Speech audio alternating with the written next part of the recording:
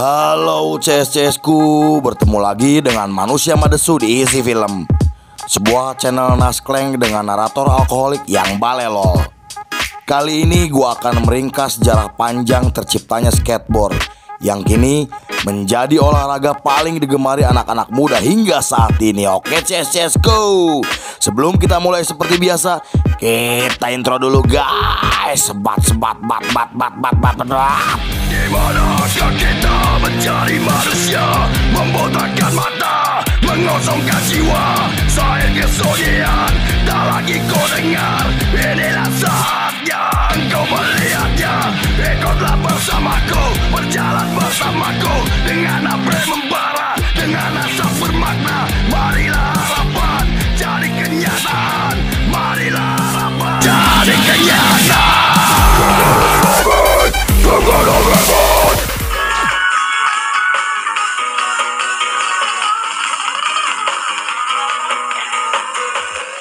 Scene dibuka dengan nama skateboard yang lahir di California sekitar pertengahan tahun 1940-an sampai 1950-an saat para peselancar sedang mencari alternatif lain untuk bermain ketika ombak laut sedang surut. Skateboard awalnya lebih dikenal dengan sebutan sidewalk surfing. Bentuk awalnya pun sangat sederhana, terbuat dari papan kayu yang dipasang roda roller skate. Mereka juga mulai mengembangkan trik skateboard yang diambil dari sebagian besar gaya surfing.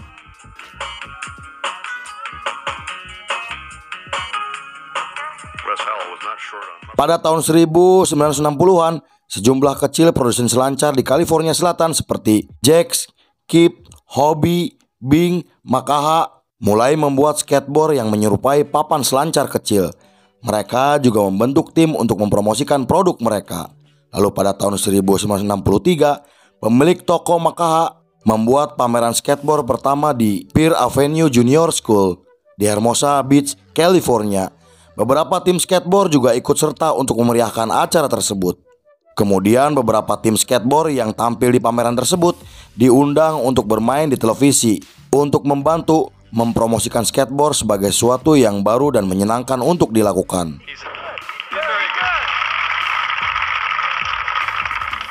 Seiring popularitas skateboard yang mulai berkembang, muncullah majalah skateboard pertama bernama The Quarterly Skateboard dan menerbitkan edisi pertamanya pada tahun 1964.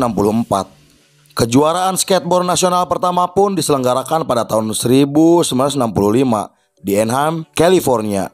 Acara itu juga disiarkan langsung di saluran televisi ABC Sport. Setelah itu, karena olahraga skateboard tergolong jenis olahraga baru, di kejuaraan tersebut hanya ada dua kategori yang dipertandingkan, yaitu gaya bebas flatten dan balap slalom downhill. Pemain skateboard pertama yang mendapatkan sponsor dan dianggap sebagai skateboard profesional saat itu adalah Patty Matchgy. Ia disponsori oleh Hobby dan Vita Park untuk melakukan pameran skateboard keliling Amerika dan untuk menunjukkan tips keselamatan dalam bermain skateboard. Pat juga menjadi sampul majalah Life dan tampil di beberapa program televisi populer saat itu agar bisa membantu membuat skateboard semakin populer.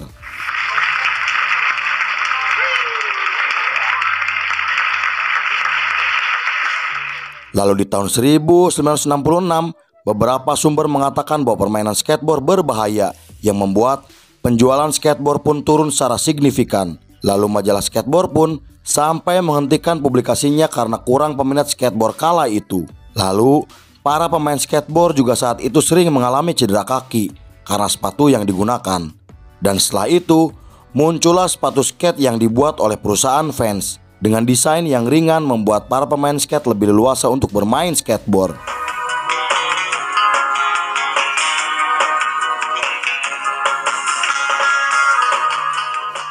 Kemudian pada awal 1970-an, Frank Nasworthy mulai mengembangkan desain roda skateboard yang dibuat dari bahan polyurethane yang diberi nama Cadillac Wheels.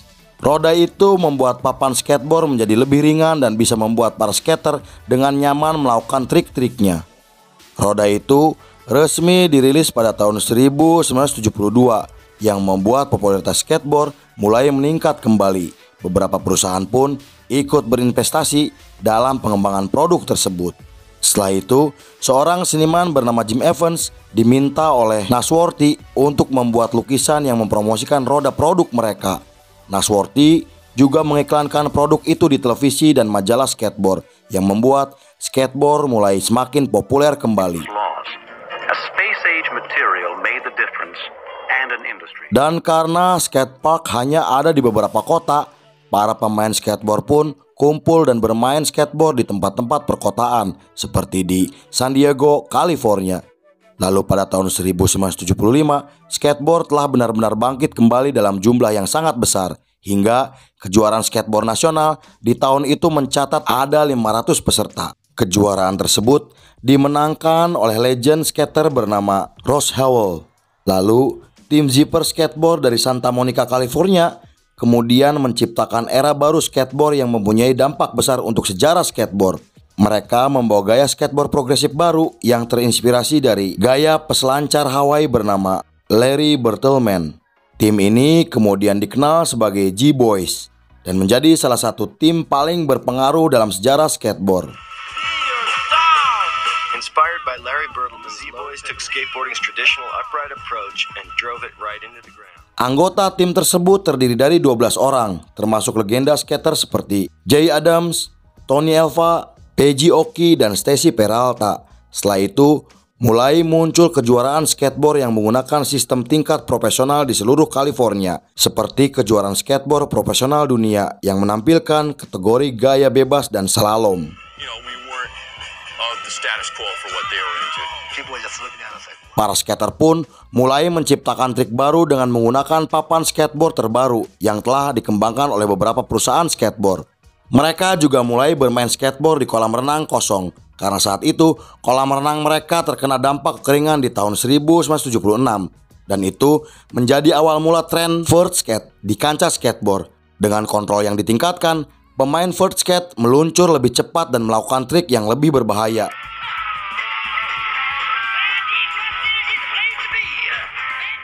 Vert skate mulai menjadi populer yang membuat skatepark terlihat sepi, tetapi ada sebagian yang memilih tetap bermain skateboard di jalanan.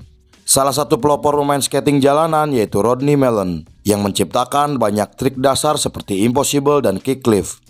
Kemudian pada tahun 1980-an, individualitas dan gaya kasual yang diekspresikan sendiri selalu menjadi nilai budaya bagi pemain skateboard. Jenis gaya pribadi untuk pemain skateboard sering tercermin dalam desain grafis yang diilustrasikan di bagian bawah dek skateboard.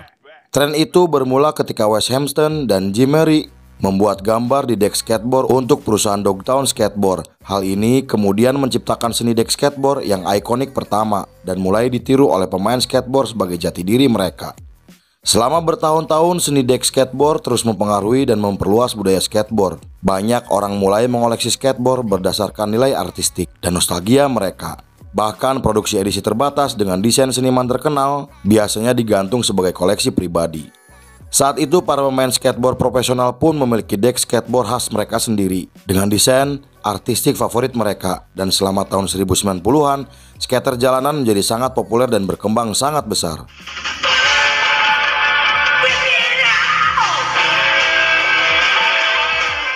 Meski skatepark telah tersedia pada saat itu, namun mereka lebih memilih pusat perbelanjaan dan properti publik sebagai tempat mereka bermain, walaupun dilarang oleh pemerintah.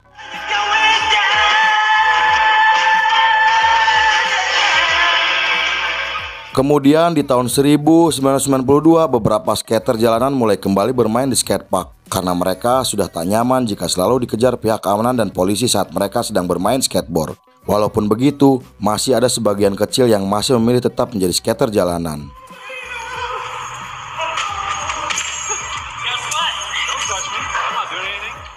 Lalu setelah kemunculan Tony Hawk yang memenangkan banyak penghargaan dan trik-trik baru yang saat itu ia mainkan, membuat popularitas skateboard di dunia semakin besar. Dan pada tahun 2000, karena fans terkait berhubungan dengan skateboard, fans membuat film dokumenter skateboard legendaris berjudul Dogtown and the Z-Boy yang dirilis pada 2001. Vans juga merupakan perusahaan sepatu kets pertama yang mendukung pemain skateboard profesional seperti Stacy Peralta. Vans memiliki sejarah panjang sebagai sponsor utama di banyak kompetisi acara skateboard. Karena itu, skater selalu memiliki identitas khusus dengan gaya sepatu.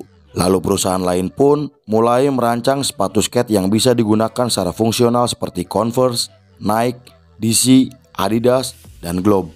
Dan di tahun yang sama, popularitas skateboard menjadi sangat begitu besar, sehingga banyak orang Amerika di bawah usia 18 tahun lebih suka bermain skateboard daripada bermain bisbol.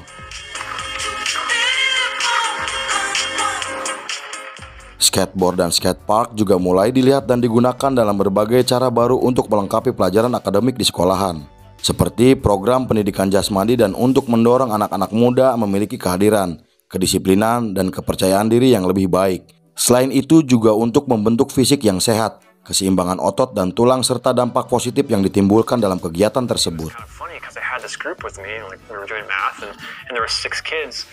Dan pada tahun 2003, Asosiasi Perusahaan Skateboard Internasional meresmikan tanggal 21 Juni menjadi Hari Go Skateboarding Day atau Hari Skateboard Dunia, dan untuk mempromosikan skateboard ke seluruh dunia.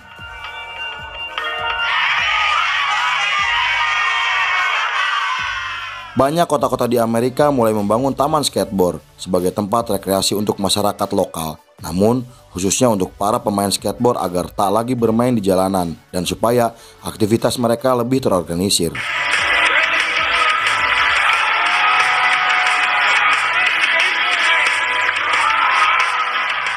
Setelah itu, di tahun 2006 tercatat sudah ada lebih dari 2.400 taman skateboard di seluruh dunia. Ada juga beberapa taman skateboard yang khusus dirancang untuk skater jalanan. Salah satunya Bazzi Skater Plaza yang berada di daerah Milton Keynes, Inggris. Lalu pemain skateboard profesional seperti Rob Dyrdek akhirnya membuat program Safe Spot Skate Spot dengan membangun skate plaza kecil yang legal dan aman di beberapa kota untuk mendukung komunitas skater jalanan. Salah satu lokasi terbesar yang pernah dibangun untuk skateboard di dunia yaitu skatepark yang ada di Shanghai, Cina. Dibangun dengan lengkap stadion kapasitas 5.000 tempat duduk.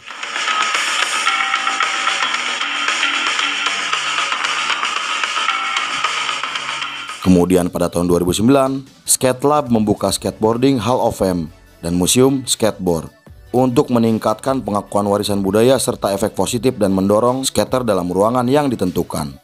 Lalu pada tahun 2015, John F. Kennedy Center for the Performing Arts di Washington menyelenggarakan sebuah acara besar di mana pemain skateboard yang diiringi musik melakukan trik di jalan yang dibangun untuk Festival Budaya Amerika. Acara tersebut merupakan klimaks dari proyek 10 hari yang mengubah institusi federal yang sebelumnya terlarang bagi komunitas skateboard, kini menjadi platform bagi komunitas tersebut untuk menunjukkan relevansi melalui aksi budaya bersama.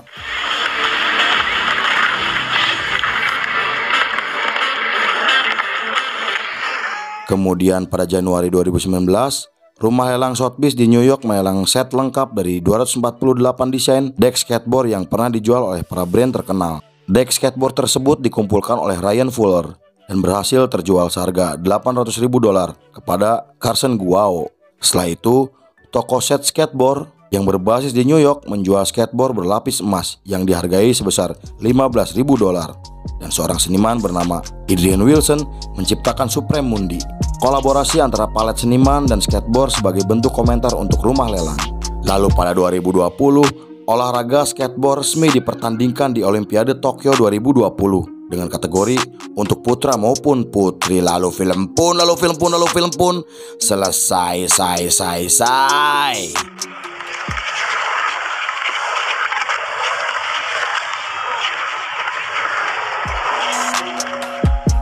Anda berhenti bermain skateboard karena Anda merasa tua, tetapi sesungguhnya Anda menjadi tua karena Anda berhenti bermain skateboard. By J. Adams. Oke, CS go. Terima kasih sudah menyaksikan film ini hingga selesai. Saya beserta jajaran Berandal Malam kembali pamit undur diri. Sampai jumpa di film berikutnya. Bye bye. Nun.